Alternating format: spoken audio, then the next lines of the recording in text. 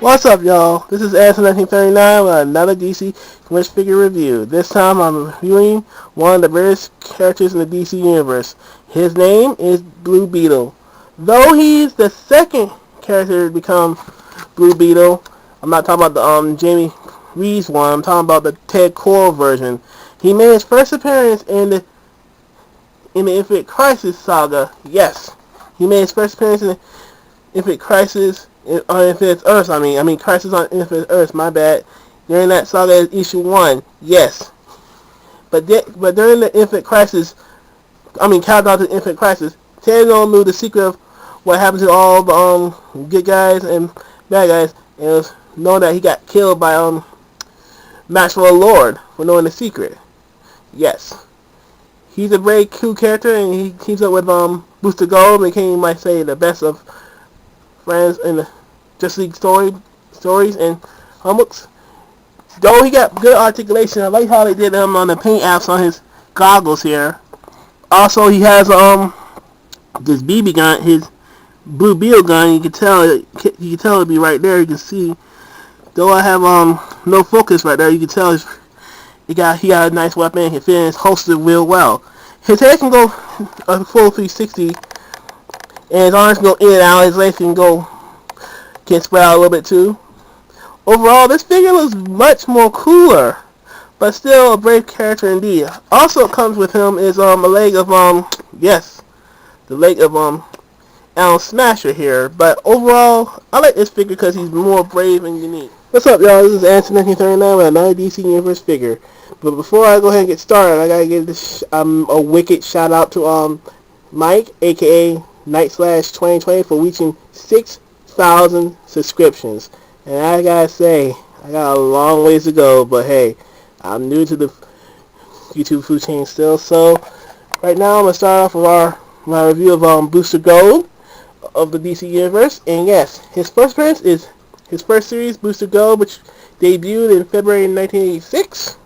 His real name is Michael John Carter. He's an adventurer from the 25th century. Yes. While working for security for a space museum in the 25th century, Michael John Carter used Rip Hunter's time machine to visit different eras, stealing security robot Sheik, a Legion of Superheroes flight ring, and Brainiac's force field belt. With these, he traveled to the 20th century to revert himself as a hero, Booster Gold. Currently, Booster Gold patrols the time stream, preventing villains from altering the past in order to change the present and future. Still, he's an awesome figure. I got the current look based off his new ongoing series at DC Comics, and still he looks freaking awesome. I like how his new one look good. His variant has collar and Sheik got a non-movable thing right here, but you can see right here, if I can get this sucker right open, and well, sorry about that. Now word from my flesh, mind you, but you have a little guy in there. Oh yes, probably Dr. Mind, but still, he's an awesome figure. Like all the DC superheroes, his head can rotate 360, his hands rotate 360, his arms and legs can go in and out. His arms go 360, and he can be at the waist and turn around the waist at 360, and pivot at the feet as well. Still, he's an awesome figure. I highly recommend him big time, and I like how he is. Next review, I'm doing Captain Cold. Like I said in the beginning of the video, once again, I give my wicked shout out to Mike, aka Night/2020, for reaching 6,000 subscriptions. Stay tuned. What's up, y'all? This is Anson1939 with another review of DC Universe, and I'm doing Captain Cold. Yes, the arch nemesis of the Flash. Yes, Ben Snart. He began his career by concluding a ray gun designed to interfere with Flash's super speed. Instead, the weapon became radioactive. I mean, accidentally emissions instant freeze moisture in the air. Thus, armed with the new cold gun, Snart adopted the style portraying of Captain Cold, a supervillain specializing in thieves and freezing solid any would-be pursuer, including the Scott Speedster himself, aka the fastest man alive. Though I gotta say, his gun looks pretty weird looking, but still, the figure is pretty awesome. Still, he got a good articulation. His costume and his dress is pretty nice.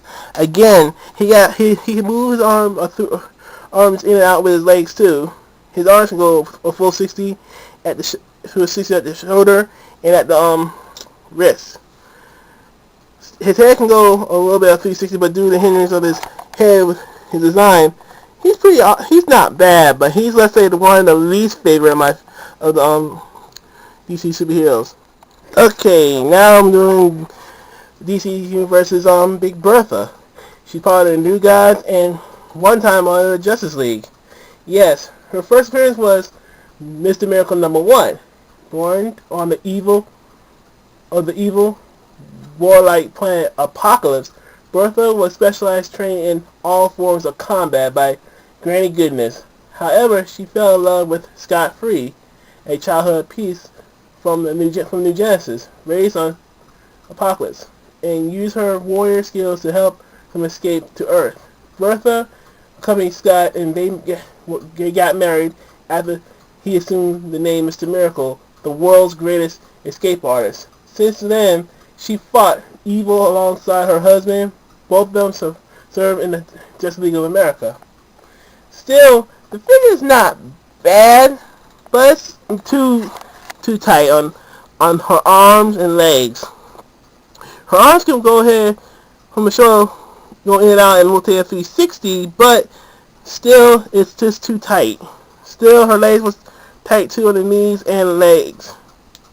Overall, this figure is hindered by a lot of problems. This is probably one of the least figures I want, but still, she's not bad. Also, in the comic, she was pretty tall, like an Amazon's height, between 6 foot and 6'5". She's more like a woman height in toy figure size. Still, like I said, she's one of the least figures I recommend. Okay, the last figure I'm gonna do for the this wave is Atom Smasher. Yes, he's the Build-A-Figure from the line I'm doing right now. And yes, I already done Flash through Big Bertha right now, and he's the last one. Yes, Atom Smasher made his first appearance as Nuklon from the All-Star Squadron book number 25.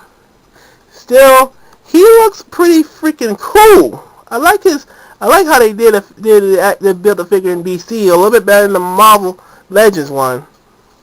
Still, his history dates back to like I said, to All-Star Squadron number 25 as Neutron. Yes, Albert Julian Rothstein was the godson of Terry Curtis, aka the villain known as Cyclotron, and the godson to the Golden Age Atom. Yes, following his godfather's legacy, he became the Atom Smasher. Yes, he is the tallest and one of the strongest of the Justice Society of America. He made his first appearance as Atom Smasher in Secret Files JSA. Still, he's a unique character big time.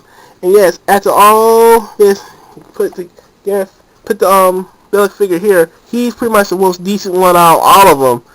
His head can rotate 360, his arms can go in and out, his legs can go in and out, then at the waist, and yes, on his wrist can go at 360. Overall, he is a really unique figure. Now, as for the line to build him, all of them look sweet, big time, especially the Flash, is Kid Flash and the Flash. Least ones is Captain Cold and Big Bertha. Overall, recommend them still, but I honestly had to say about hesitating. Mildly recommend them. Still, they worth picking up. Coming up next.